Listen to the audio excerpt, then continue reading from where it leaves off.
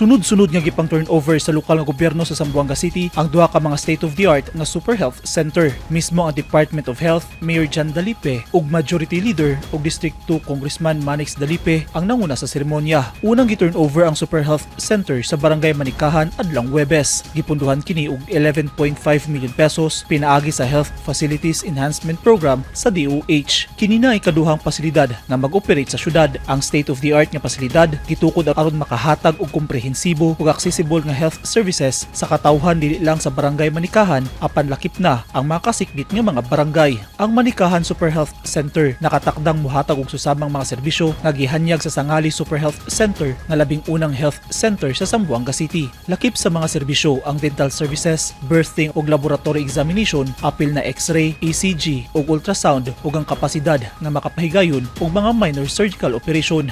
Sunod nga giturnover ang Super Health Center sa Barangay Talon-Talon nga ikatulong pasilidad sa syudad. 11.5 million pesos sab ang kantidad sa nasgutang pasilidad. Sama sa ubang Super Health Center sa Barangay Sangali ug Manikahan, muhatag sab kini og susamang mga serbisyo. Makaserbisyo sab kini sa kasikbit nga mga barangay, lakip na ang duol nga mga island communities. Nagpasalamat si Mayor Jan Dalipe kang President Ferdinand Marcos Jr., House Speaker Martin Romualdez ug sa DOH sa suporta alang sa panglawas sa katawan sa Zamboanga.